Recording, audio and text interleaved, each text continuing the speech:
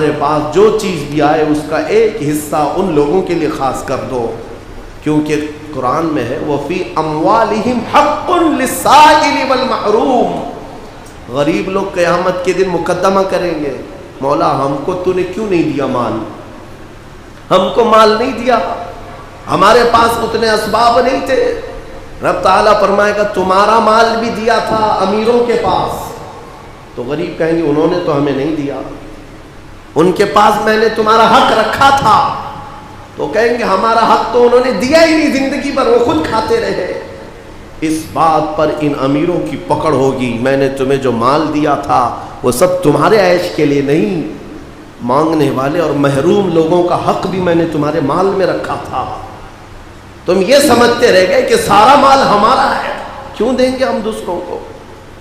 جس قدر دو گے اللہ اتنا نوازے گا، اس کا وعدہ برحق ہے، اس کا وعدہ برحق ہے۔ اللہ تعالیٰ فرماتا ہے بنی آدم تم مجھے دے دو اپنا صدقہ، میں تمہارے صدقے کی ایسی حفاظت کروں گا کہ قیامت تک نہ جلے گا نہ گھٹے گا۔ جب سب سے زیادہ تجھے حاجت ہوگی اس دن میں قیامت کے دن تیرا سارا مال نفع کے ساتھ لوٹاؤں گا، نیکیوں کے ساتھ لوٹاؤں گا، یہ اللہ کا وعدہ ہے، حدیث میں ہے۔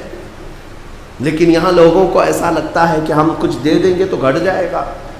میرے عزیزوں، ایکسٹرا خیرات کرنا تو دور کی بات ہے، 2.5% جو زکوٰۃ ہے وہی لوگوں کی باقی رہ گئی ابھی، 2.5% یہ نہیں نکال پاتے، دوسرا کیا خیرات کریں گے؟ اللہ نے 97.5%، 97.5 آپ کے پاس چھوڑ دیا ہے کہ یہ سب مال تمہارا ہے، 2.5 خالی دے دو اللہ کی راہ میں، اس پر بھی لوگ سانپ کی طرح بیٹھے ہوئے ہیں، کتنوں کی تو زکوٰۃ نہیں نکلتی، ہیلے بہانے کہ ہمارے مال میں کیا اس پر بھی زکوٰۃ ہوگی اس پر بھی زکوٰۃ ہوگی۔ 2.5% کے لیے کتنے بہانے آتے ہیں، لوگ اس قدر پوچھتے رہتے ہیں۔ تم جب رات کے وقت عیاشی کرنے کے لیے جاتے ہو تو کسی سے سوال نہیں کرتے کہ یہ مال اتنا دوں یا نہیں دوں، اتنے کی ہوٹل بازی کروں یا نہیں کروں، کسی سے نہیں پوچھتے۔ اپنے من پسند چیزیں خریدنے کے لیے مارکیٹ میں جائیں تو کسی سے نہیں پوچھتے، لیکن اس کے لیے کئی مسائل پوچھے جاتے ہیں، کیا اس پہ بھی زکوٰۃ ہے، اس پہ بھی ہے، سونا ہے، چاندی ہے، مال تجارت ہے، دکانوں میں جو تمہارے مال رکھا ہوا ہے اس پر زکوٰۃ ہے، ہر سال زکوٰۃ ہے۔ تم نے اپنے زکوٰۃ اپنی دکان میں 10 لاکھ کا مال رکھا ہے تو اس پر زکوٰۃ ہے، 1 لاکھ کا مال رکھا ہے اس پہ زکوٰۃ ہے، اور تمہارے گھر میں سونا اور چاندی جو جمع ہے اس پر زکوٰۃ ہے۔ مسلسل میرے پاس سوال آتے ہیں کہ سونا بھی ہے ہمارے پاس، چاندی بھی ہے، لیکن پیسہ نہیں ہے، زکوٰۃ کیسے دیں گے؟ میاں کیوں رکھے ہو پھر سونا چاندی، اس کو کاٹ کے دو زکوٰۃ۔ اگر پہننے کا اتنا شوق ہے تو پھر زکوٰۃ بھی دو، ورنہ یہ مال قیامت کے دن تمہارے گلے کا سانپ بنا جائے گا، اور قبر میں ایک سانپ اس پر مسلط کیا جاتا ہے جو زکوٰۃ دبا کر کے رکھتا تھا، وہ اس کی ناک کی ہڈی کو قیامت تک چوستا رہے گا وہ سانپ، اور وہ ہٹانے کی کوشش کرے گا میت کہ ہٹ جا، تو سانپ اس سے کہے گا کہ کیوں تو مجھے ہٹاتا ہے، میں تیرا وہی پسندیدہ مال ہوں جس کو تو دبا کے رکھتا تھا۔ یہ مال اژدہا اور سانپ کی شکل میں قبروں میں قیامت تک ہوگا۔ اپنے احساس کو زندہ کریں۔ میں ایک بات بتاتا ہوں، اسلام کا نظام، میرے آقا صلی اللہ تعالیٰ علیہ وسلم مسجد نبوی سے باہر نکلے، حضرت ابو ہریرہ کہتے ہیں میں اس دن بہت بھوکا تھا، سوچا کہ حضور سے شکایت کر دوں۔ جب میں باہر نکلا حضور نظر آ گئے، میں نے کہا یا رسول اللہ پیٹ، انہوں نے دکھایا پیٹ، حضور پاک صلی اللہ تعالیٰ علیہ وسلم نے اپنا جبہ اٹھایا تو 2 پتھر بندھے ہوئے تھے، کہا ابو ہریرہ میرے گھر میں بھی 3 دن سے کھانا نہیں بنا ہے، لیکن چلو میں تمہیں ساتھ لے کر چلتا ہوں، کچھ کھلا دے۔ ساتھ ابو ہریرہ چلتے رہے، سیدھے حضور پاک صلی اللہ علیہ وسلم حضرت ابو ایوب انصاری کے مکان پر گئے۔ یہ صحابی حضور کے میزبان جو پہلے مدینے میں میزبان تھے، ان کے گھر گئے، حضرت ابو ایوب کو پکارا کہاں ہے، ساتھ میں حضرت ابو بکر اور حضرت عمر بھی آ گئے تھے راستے میں، وہ آئے، حضور نے فرمایا گھر میں کھانے کو کچھ ہے؟ اس صحابی نے کہا یا رسول اللہ بکری کا ایک چھوٹا بچہ ہے، ذبح کر دوں اگر آپ کو حکم ہے؟ آپ نے فرمایا ذبح کرو، ذبح کر کے سالن بنایا گیا، سالن بنایا، یہ 4 مہمان ہیں، حضور پاک صلی اللہ علیہ وسلم، حضرت ابو ہریرہ، حضرت ابو بکر، حضرت عمر دسترخوان پر بیٹھے ہیں۔ حضرت ابو ہریرہ کہتے ہیں لذیذ سالن بنا تھا، کئی دنوں کے بعد تو گوشت کے سالن کی خوشبو آئی۔ جب دسترخوان پر آیا، میرے آقا صلی اللہ تعالیٰ علیہ وسلم نے ابو ایوب سے کہا ایک اور کٹوری ہو تو لاؤ، سالن کو آدھا کرو۔ سالن کو نکالنے کے بعد میرے آقا فرماتے ہیں جاؤ میری بیٹی فاطمہ کے گھر دے آؤ، پچھلے 9 دن سے اس نے کچھ نہیں کھایا، 8 دن سے فاقہ چلتا ہے۔ بہرحال وہ اہل بیت کا گھرانہ ہے، رسول اللہ کے عطرت ہے، لیکن بتانا یہ ہے کہ میرے آقا اس دسترخوان پر بیٹھ کر کے بھی احساس رکھتے ہیں کہ کس کے گھر میں کھانا نہیں ہے۔ ہمارے گھروں کے اندر آج جس طرح سے مرغن غذائیں کھائی جا رہی ہیں، کیا کبھی احساس کیا کہ کوئی اور بھوکا ہوگا؟ اس ماہ پاک میں اپنے ہاتھوں کو کشادہ کر دو اے مومنو، اللہ دینے والا ہے، جتنا تم دو گے اس سے کئی گنا زیادہ اس کا وعدہ ہے، وہ تمہیں نوازے گا، 70 گنا زیادہ نوازے گا۔ عبداللہ ابن مبارک فرماتے ہیں میں حج پہ چلا، حج کسے کہتے ہیں؟ پیسے جمع کر کے حج کے لیے جاتے ہیں لوگ۔ اس زمانے میں بھی حضرت عبداللہ ابن مبارک کہتے ہیں میں پیسے بہت دنوں سے جمع کیا تھا، حج پہ جانا تھا، اور جب قافلہ نکلا تو مال لے کر کے میں بھی حج پہ نکل پڑا۔ قافلے اس وقت اونٹوں کے قافلے، گھوڑوں کے قافلے ہوتے، کہتے قافلہ ایک منزل پر پڑاؤ کیا رات کو، میں وہاں پر رکا رہ گیا، اور صبح میں اٹھ کر کے وضو کی غرض سے تلاشتے ہوئے میدان کی طرف آیا تو کچرے کا ایک ڈھیر پڑا ہوا تھا جس میں لوگ کوڑا کرکٹ پھینکتے۔ حضرت عبداللہ ابن مبارک کہتے ہیں اس کچرے کے ڈھیر کے پاس میں نے ایک 8 سال کی بچی کو دیکھا جو کچرا ادھر ادھر کر رہی ہے، ادھر ادھر کر رہی۔ تھوڑی دیر کے بعد عبداللہ ابن مبارک کہتے ہیں اس بچی کے ہاتھ میں ایک مری ہوئی چڑیا آئی، چڑیا مر کر کے پڑی ہوئی تھی، اس چھوٹی سی بچی نے اٹھایا، اس کے پر کھینچے اور چبا کر کھانے لگی، اور دوڑ کر کے اپنے گھر کی طرف جا رہی تھی جو جھوپڑی میں تھی۔ عبداللہ ابن مبارک کہتے ہیں میں اس کے پیچھے پیچھے ہو لیا، وہ لڑکی گئی تو اپنے گھر میں ایک اس کا چھوٹا بھائی بھی ہے، اس کو کھلا رہی ہے مری ہوئی چڑیا۔ آپ نے اس بچی کو پکڑ لیا اور کہا بیٹا یہ مری ہوئی چڑیا ہے، اسے تو کھا رہی ہے؟ وہ بچی رونے لگی، بابا کیا اسلام 4 دن کی بھوک کے بعد بھی مری ہوئی چڑیا کھانے کی اجازت نہیں دیتا؟ ہمارے گھر میں اس کے علاوہ ہے کیا جو ہم کھا کر کے اپنے حلق کو ترک کریں؟ 4 دن کے فاقے کے بعد بھی ہم مری ہوئی چڑیا نہیں کھا سکتے؟ عبداللہ ابن مبارک کی آنکھیں بھیگ گئیں۔ آپ نے اپنے حج کے سفر کا جتنا مال تھا، جو پیسے تھے، سب ایک چادر میں جمع کیا اور سب اٹھا کر کے اس بچی کو دے دیا، کہا بیٹا اس سے تو اپنی زندگی گزار، آئندہ مری ہوئی چڑیا کبھی نہ کھانا۔ پورا مال دے دیا، اب حج پہ جانے کے لیے پیسے بھی نہیں ہیں۔ قافلہ چل پڑا، لیکن عبداللہ ابن مبارک بیچ راستے سے اپنے گھر چلے آئے۔ لوگ کہتے رہے، لوگ کیا بولیں گے، حج پہ گئے، نکلے بڑی شان سے اور بیچ راستے سے تم لوٹے جا رہے ہو، حج پہ نہیں جاؤ گے؟ عبداللہ ابن مبارک نے کہا میرا حج ہو گیا، میرا حج ہو گیا، میرے مصطفیٰ کی امت کے غریب کے حلق کو تر کرنا یہ میرا حج ہے۔ چلے آئے واپس، حج کا موسم نکل گیا۔ جو خراسان سے، جو ان کے علاقے سے حاجی گئے تھے حج کے لیے، وہ حج کر کے جب واپس لوٹے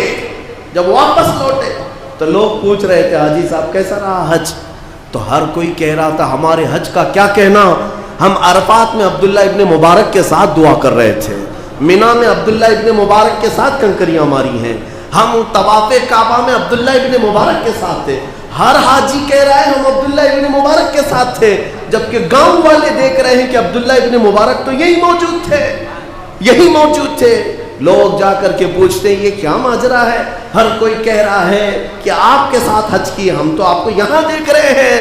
ان کی آنکھیں بھیگ گئی اور کہا مولا میرا قادر مطلق ہے، جب اس کی رضا کے لیے ایک غریب کی مدد کی گئی تو اللہ نے عبداللہ ابن مبارک کی شکل کا ایک فرشتہ بھیجا جو ان کی طرف سے پورے حج کے ارکان ادا کرتا رہا۔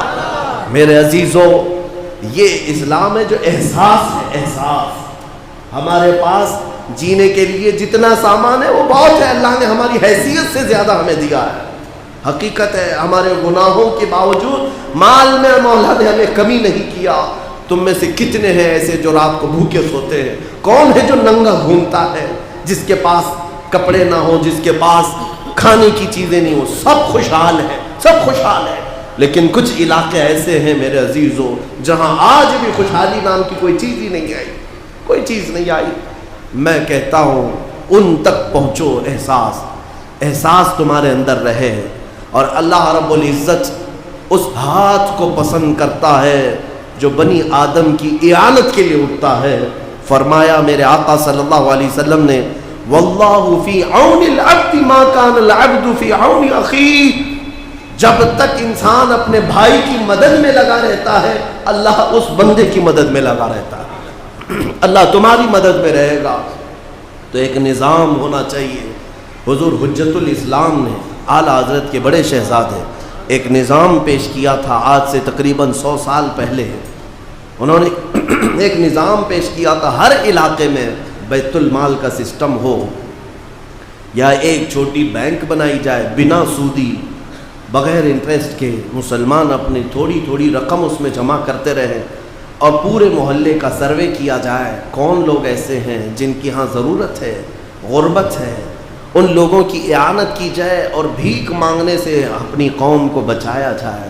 ہم تو مزے سے مسجد کے باہر بھیک خیرات کر کے چلے جاتے ہیں، کب تک بھیک دیتے رہو گے؟ کب تک ان کو بھکاری بنائے رکھو گے؟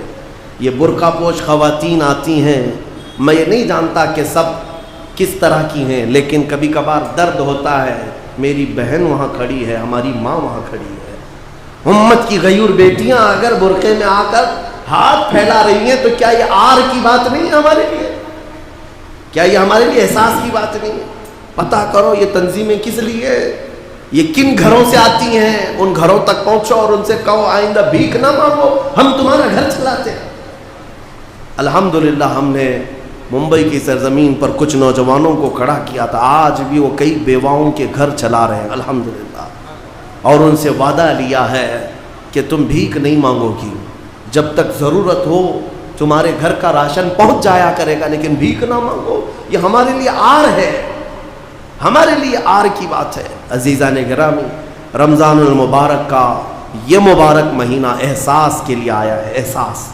آپ جب بھی اپنے گھر کے اندر کوئی بھی چیز کھائیں، پئیں، پہنیں، ہر چیز میں ان لوگوں کا حصہ رکھیں، چاہے وہ ابھی فی الحال ملے یا نہ ملے۔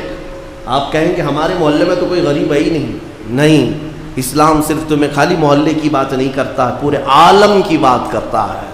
تم مشرق میں ہو اور میرے نبی کا غلام مغرب میں تکلیف میں ہو تو تمہارے اندر بھی احساس ہونا چاہیے۔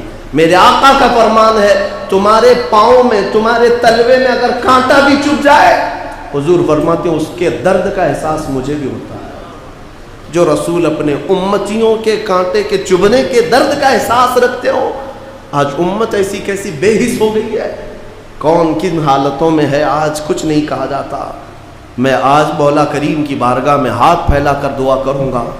مجھے بڑا دکھ ہوتا ہے جب بھی رمضان کی عید آتی ہے، کبھی ہم یمن کو یاد کرتے ہیں، عراق کو یاد کرتے ہیں، شام کو یاد کرتے ہیں، فلسطین کو یاد کرتے ہیں، ان کی کوئی عید ہی نہیں آتی میرے عزیزوں، ان کی کوئی عید ہی نہیں آتی۔ پچھلے سال بھی میں نے ایک ہمارے ڈرائیور ہیں عراق میں ہیں، انہوں نے ایک ویڈیو وہاں سے بھیجی تھی، ایک بچی جو ہر سال عید کے موقع پر اس کا معمول ہے، یہ ہمارے صاحب جو ساتھی ہیں وہ کہنے لگے میں تم کو ویڈیو بنا کر بھیجتا ہوں، یہاں پر ابھی یہ معاملہ کئی گھروں کے ساتھ چل رہا ہے۔ کہا کیا ہے؟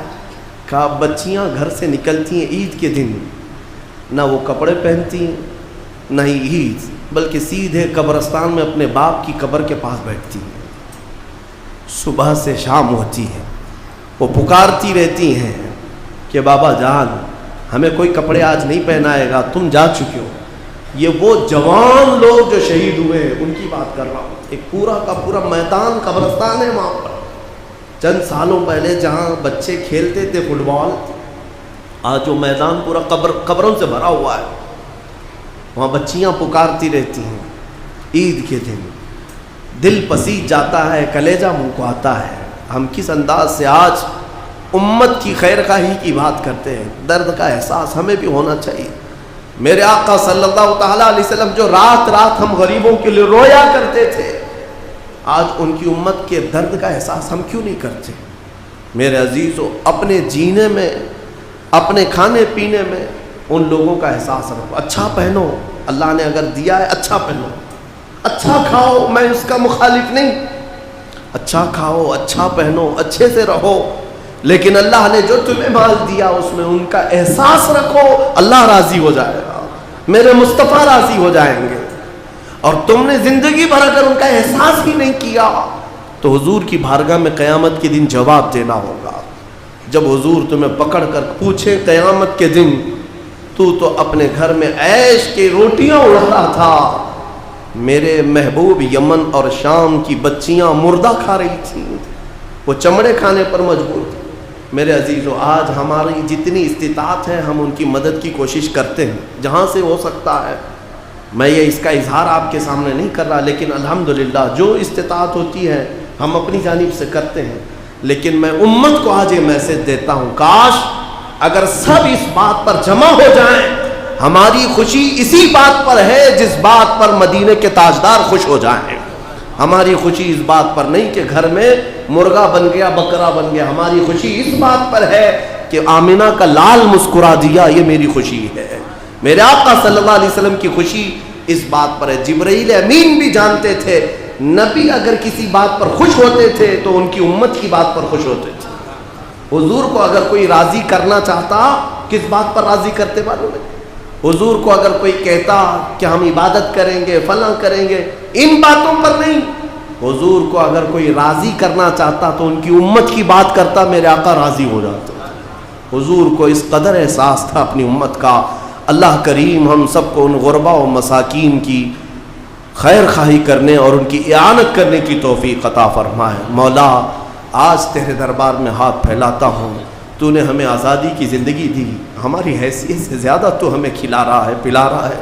کوئی ایسی نعمت نہیں جو آج ہم رمضان میں نہیں دیکھ رہے، ساری چیزیں، بلکہ ہمارے دسترخوان بچ جایا کرتے ہیں، ہمارے دسترخوانوں پر ہمارے کھانے سے زیادہ نعمتیں آ جاتی ہیں۔ الہ العالمین، تیرے دربار میں میں التجا کرتا ہوں، ہمارے بہت سارے بھائی ایسے ہیں جن کے گھروں میں دو وقت کی روٹیاں نہیں، اور کچھ تو وہ ہیں جو اس ماہ مبارکہ میں بھی جیل کی سلاخوں میں ہیں۔ ان کا رمضان کیسے جائے گا؟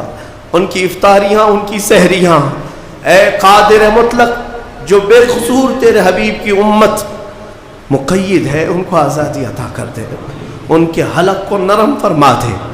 مولا، تیرے دربار میں ہاتھ پھیلاتا ہوں ان بچیوں کو جو یتیم ہو چکی ہیں، ان بیواؤں کو مولا، ان خواتین کو جو بیوہ ہو چکی ہیں، ان کا تو مسبب الاسباب ہے۔ مولا، ہم سب کو ان تک پہنچنے کی توفیق عطا فرما دے، ہمارے دل میں احساس پیدا فرما دے۔ اے کریم خدا، تو نے ہمیں جو مال دیا، جس پر ہم نے اب تک عیش کیا ہے، اے کریم خدا ہمارے مال کو تیرے راہ میں خیرات کرنے کی توفیق عطا فرما۔ ارحم الراحمین، کل قیامت کے دن تو ہم پر غضب نہ فرما، ہم پر ناراضگی نہ فرما۔ ہم نے جو کچھ بھی کیا ہے آج تیرے دربار میں معافی طلب کرتے، مولا ہم سب کو تو معاف فرما دے۔ وصلی اللہ تعالی علی خیر خلق محمد وآلہ واصحابہ اجمعین، وآخر دعوانا الحمدللہ رب العالمین۔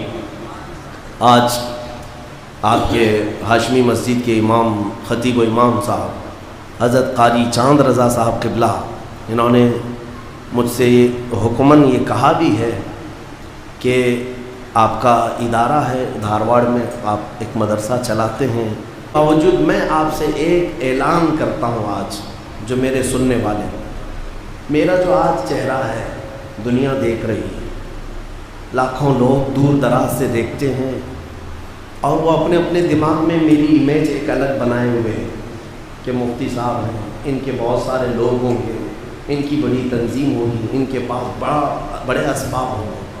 اس وجہ سے کئی غریب لوگ ہم سے رابطہ کرتے ہیں، ان کو ایسا لگتا ہے کہ ہمارے ہاں سے کچھ ان تک پہنچ جائے گا۔